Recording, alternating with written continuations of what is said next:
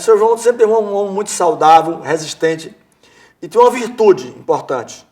Toda decisão médica, seu João obedecia na íntegra. Seu João tinha uma função do coração de 20% só.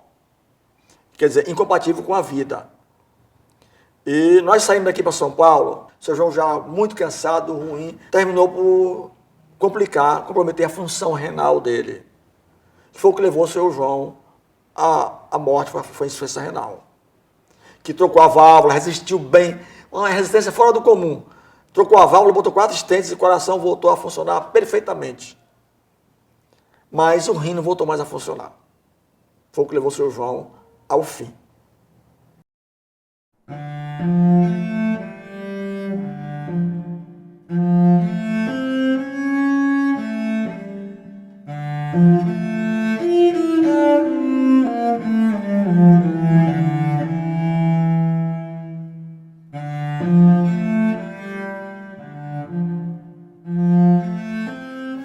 Quem é este homem, do ponto de vista da senhora?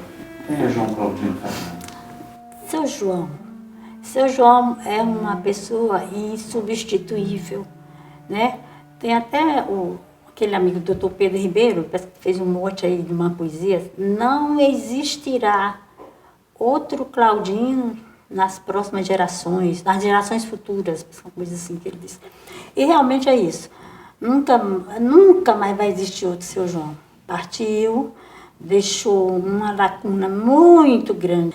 E seu João foi aquele chefe, aquele mestre, aquele professor, aquele amigo, aquele pai, que eu aprendi muito com ele. Aqueles ensinamentos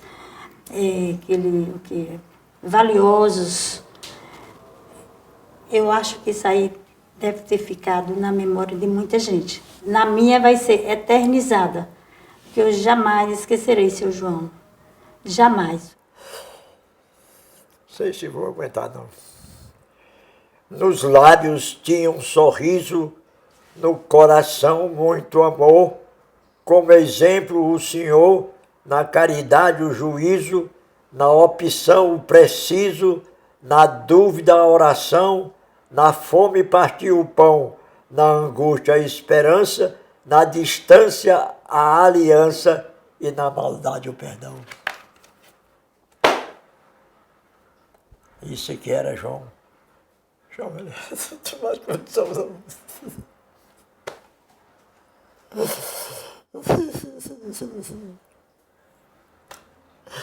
Não dá mais para continuar, não.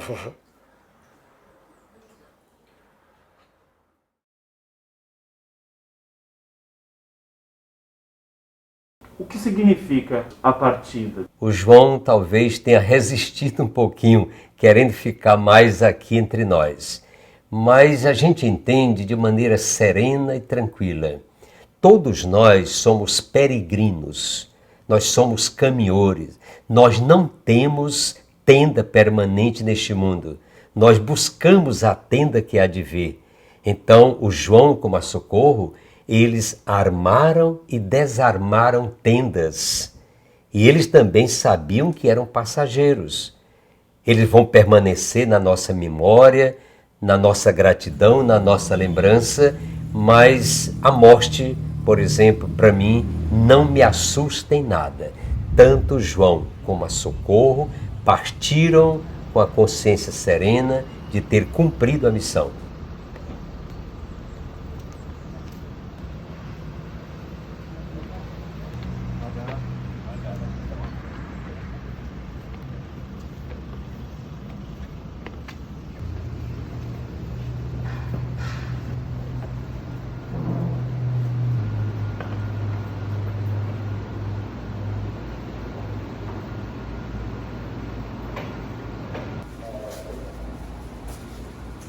Quando a gente passa dos 40, senhor, a gente começa a ver mais histórias que passaram do que a gente acredita que venha de anos, né? Mas com o passar do tempo, né, a gente começa a pensar. O senhor pensa nesse assunto? O senhor tem medo assim da morte? Da morte? A morte é uma pergunta muito interessante.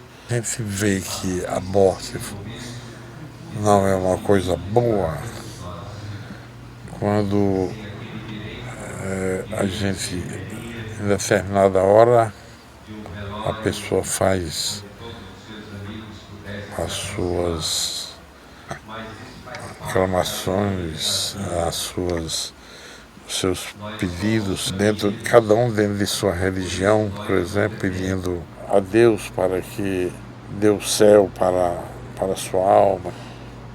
Ele está pedindo para ir. Mas se chegar a morte, ele disser, estou aqui para... mas não era agora que eu quero ir, né? Tá entendendo? Então essa morte, essa coragem, esse ter medo da morte, é muito indefinido. A gente não sabe se tem ou não tem. Mas se a pessoa não tem medo, e como é que a morte chega e você não quer ir? Hein? Então, é muito difícil, é muito indefinido. Não sei, a gente tem que conviver, saber que a morte é uma coisa certa, entendeu? Todos nós devemos nos preparar para a morte. Dentro da sua vida deve ser uma preparação também para a morte. Você prepara para a morte não é quando está doente, não, é quando está bom também. As suas ações, a sua vida, entendeu? Então você se prepara para a morte, sim. Preparo. Eu sempre penso de não fazer nada mal para uma pessoa. Então isso aí é uma preparação para a morte. Agora, o dia mesmo da morte, com medo ou sem medo, aí quem sabe não somos nós. Eu acho que não se preocupar é melhor. É meu pensamento.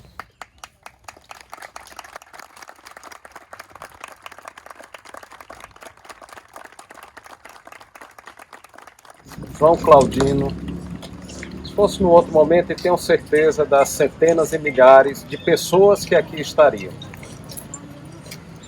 O momento não permitiu, mas os que aqui estão, certamente estão representando toda essa multidão. Porque eu afirmo para vocês, se tem algo em que João Claudino Fernandes foi muito rico nessa vida, foi de amizade. Isso ele sabia fazer como ninguém, ele sabia nutrir como ninguém, e ele sabia, acima de tudo, conviver com seus amigos. Então eu digo como filho, e eu digo como amigo. Então, nosso muito obrigado pela presença de vocês, e tenho certeza, onde ele estiver, como um grande observador, como um grande ouvinte, e com a grande capacidade de fazer amizade, logo, mas logo ele estará rodeado de muitos bons amigos. Em nome deles, meu muito obrigado à presença, ao carinho com que cada um de vocês o trataram no decorrer da vida. Cada qual com sua experiência. E tenho certeza que para vocês também foi muito enriquecedor. Muito obrigado a cada um de vocês.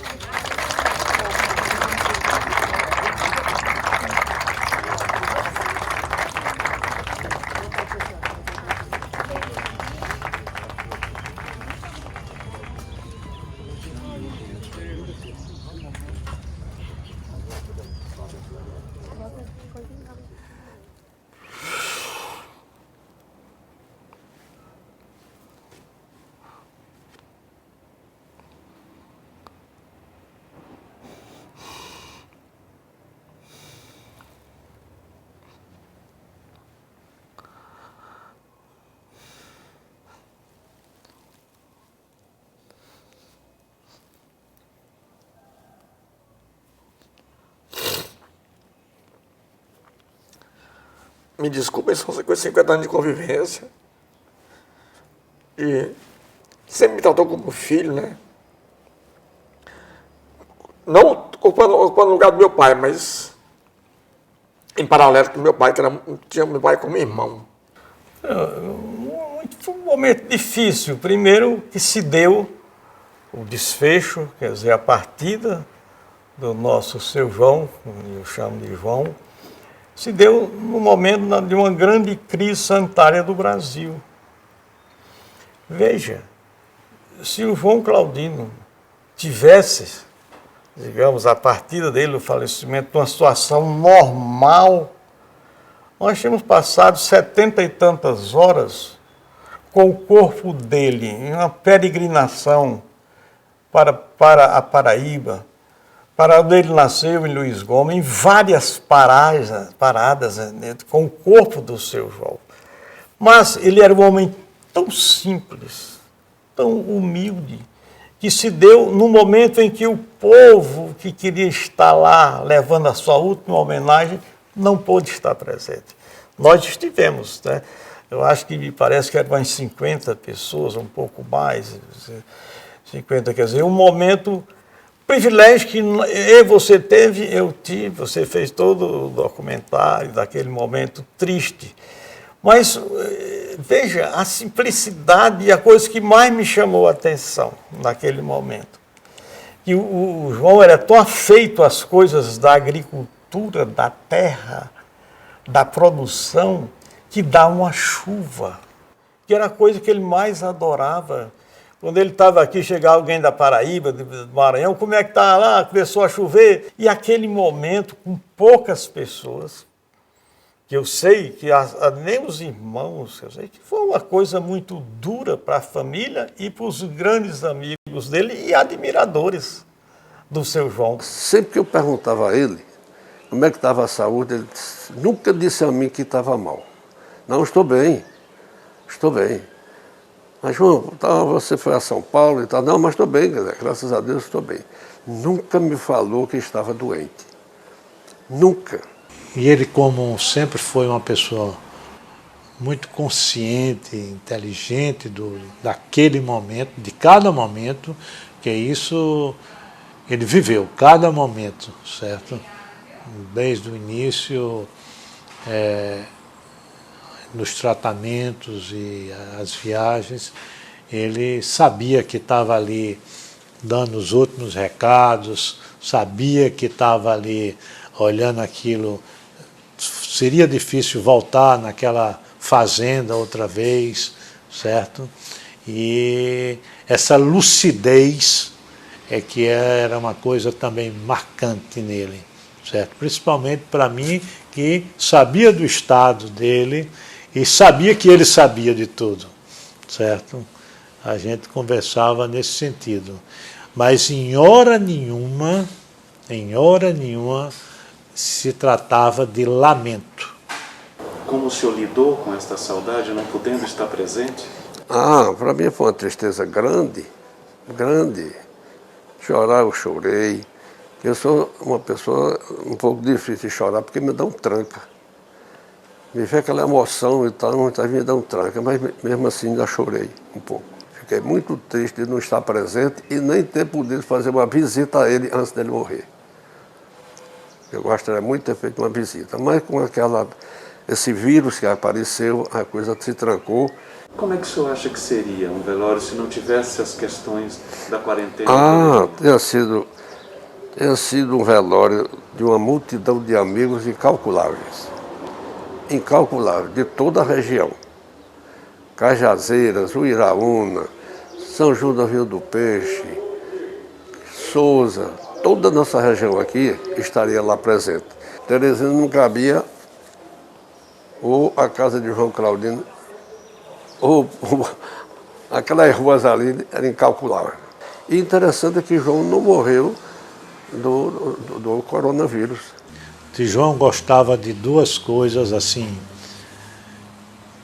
Ele gostava de uma boa comida, comer bem, e gostava de gente, de pessoas, de multidão,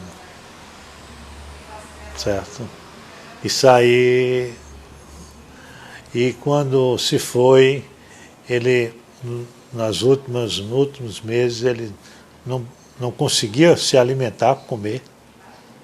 Eu fui um dos que tentei ajudar nesse sentido, mas pelo próprio tratamento ele não conseguia se alimentar. Ele tentava, queria, certo? mais do que qualquer enterro apoteótico, ele está deixando um legado no coração de todas as, não é de muita gente, não é de todas as pessoas que tiveram o privilégio da convivência, de trocar carinho, de trocar ideia, e no fim todos tiveram ali um aprendizado. Olha, o físico vai, as ações ficam.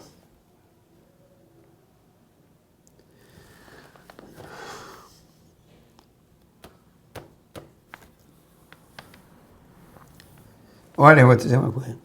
As ações de seu João estão tão presentes, que a empresa ainda está em pé. Na hora que essa presença deixar de existir, as coisas mudam. Não será mais João Claudino, não será mais o grupo de João Claudino. Porque ele, o respeito que as pessoas têm por ele, tem, não tem, continua e vai por muito tempo. Olha, Douglas, seu João era um homem sertanejo. Essa essência sertaneja do seu João era muito autêntica.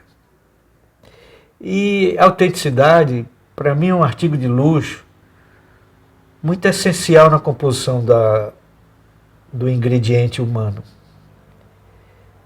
Alguns artistas têm isso, Luiz Gonzaga tinha isso, eles extravasam, e outros tentam ter e não conseguem. A autenticidade é um carimbo de legitimidade, onde a pessoa não trai o seu eixo, nem seu foco, nem suas raízes. Ela pode ser rica como for, ela pode se internacionalizar, ela pode ser reconhecida como for, ela entra nos palácios ou nos casebres com a mesma desenvoltura. Ele realçava muito o valor da escuta, passou 20 anos me testando para ter uma conversa séria comigo, eu estranhei. Daí para cá ele começou a me chamar para fazer perguntas e conversa séria, mudou da água para o vinho a nossa conversa. Ele mandou um recado para mim se eu jogava buraco. Eu não entendi nada, eu pensei que ele estava querendo descobrir em mim algum vício, alguma coisa. É porque ele tinha um grupo que jogava buraco e ele queria que eu fizesse parte do grupo que jogava buraco. Os jogos normalmente a gente jogava de terça-noite, quinta-noite, às vezes sábado e às vezes domingo. No dia de semana começava em torno de 7, 8 horas da noite. Tinha hora de começar, não tinha hora de terminar. Uns iam embora mais cedo, outros ficavam mais tarde, mas alguns amanheciam o dia. Principalmente se João estivesse ganhando. Era a única pessoa que ralhava com o seu João quando fazia alguma besteira no jogo, era o Dr. Clarino. Essa intimidade eu nunca tive.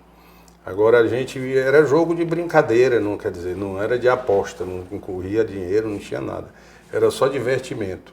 Era uma coisa para passar tempo e se divertir e exercitar a mente, porque o jogo de buraco é um jogo que exercita muito o raciocínio. Naquela hora ali ninguém discutia trabalho, não se falava em dinheiro, era uma coisa boa.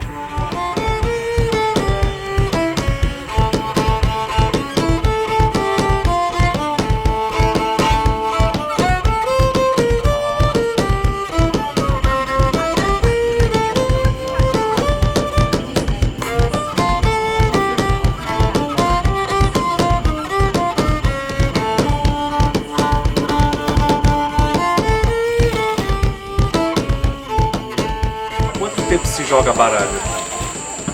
Bom, cada um tem o seu tempo.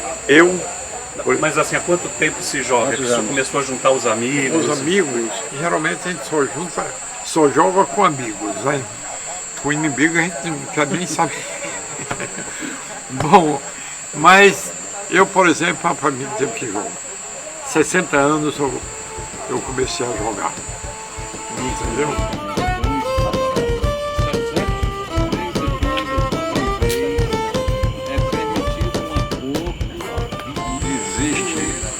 Folclore que todo mundo aqui ajeita para o seu João ganhar.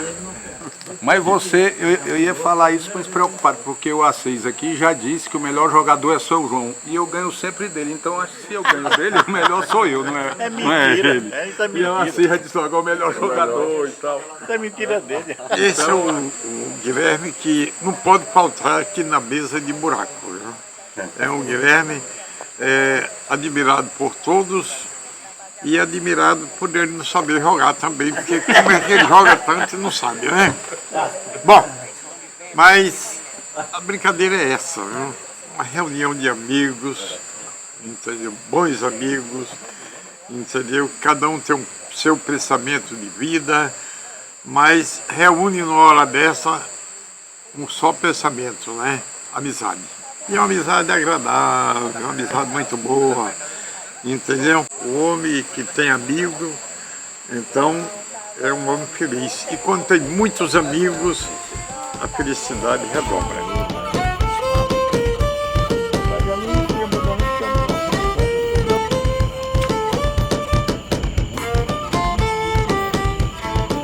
Isso aqui é a maior terapia do mundo. Funciona de 6 às meia-noite, aos domingos.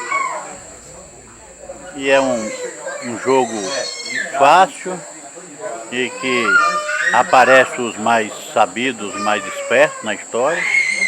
O campeão é o seu João, que ele é quem joga melhor do que todo mundo. Tem uma memória fantástica, como ninguém. Então é um lugar agradabilíssimo. Em relação a jogador bom, aqui tem 3 que se destacam. É seu João, o Dr. Clarindo, joga muito bem, e o Dr. Júnior. Tem o professor que é o Braz, conhece muito, mas o resto tá todo mundo mesmo nível. Todo mundo mesmo nível. Os aprendiz dele em tudo. Na vida, na profissão, no caráter, na bondade dele. Viu? Só não aprendi uma coisa dele. O silêncio. Silêncio. Eu acho que a principal virtude que ele tem é o silêncio.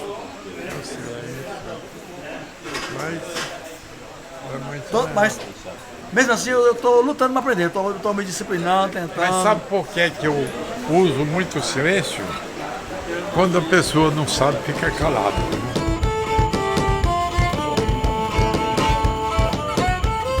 O buraco é isso, uma aproximação de amigos, entendeu? Que nos deixa muito felizes, entendeu? Aqui se brinca e finalmente em 60 anos não houve nenhum desentenimento. Naturalmente é um ambiente muito saudável, não é? Mas isso percorreu até o seu João parar e falecer. Aliás, não foi até o seu João parar e falecer. Minto. A gente continua jogando com o João Júnior. João Júnior preserva o jogo, preserva os amigos do pai, preserva os jogadores que jogavam com o pai, como ele jogava também.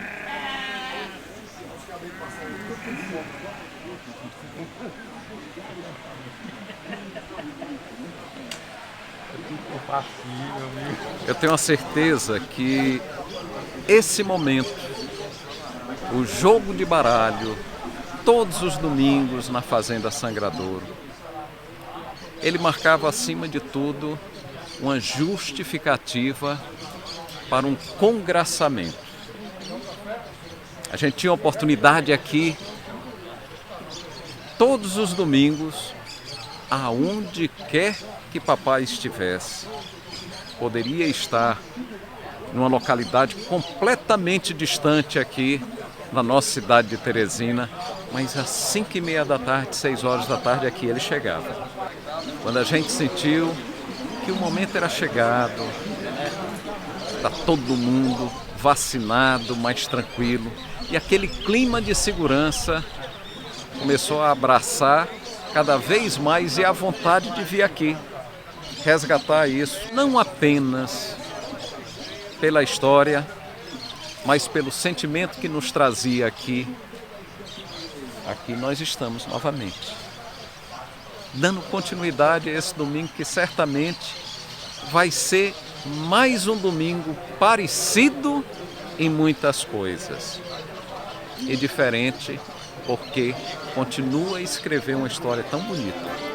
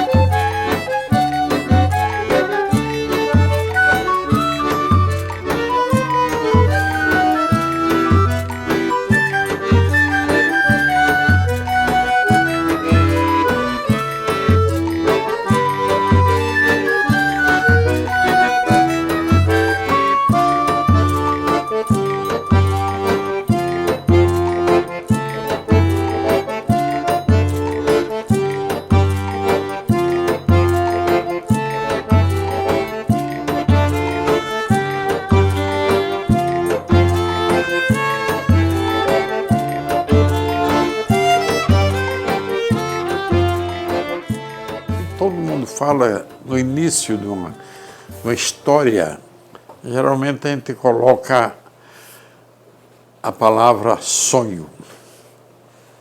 E o que vem, muita coisa de bom, a gente diz, esse foi o meu sonho, né? Mas na realidade a gente pensava, idealiza, que nós colocamos como sonho. Como criança, a gente sonha numa bola, numa bicicleta. Eita, esse foi um sonho muito grande meu. Realizei com 20 anos, comprando uma bicicleta usada. Conseguia namorar, né? Tá entendendo? Pensar. Meu sonho é aquela menina, né? Não sei se o pai quer, né? Mas vamos lá, hoje já não tem muito isso, né? Mas aí depois realizo o sonho, deu certo o namoro, apaixonou-se. Aí vai pensando em sonhar no casamento, né? Organizar a casa, aí vê o sonho dos filhos. Sonho dos filhos e como serão os filhos, né? Aí vai nascendo e o sonho continua, sonhando que sejam tudo aquilo que ele sonhava. E pedindo a Deus que seja, né? Tomara que seja tudo isso. Menino bom, obediente, inteligente, estudioso, e se forme, e que traga muita alegria, para que me recompense trazendo muita alegria. E a gente vai seguindo, vai pensando, o sonho vai continuando e vendo que o que eu pude fazer, o que eu soube fazer foi isso. E que eles continuem. Continue. Esse é o verdadeiro sonho. E vamos pedir a Deus que esse sonho continue para o bem de todos.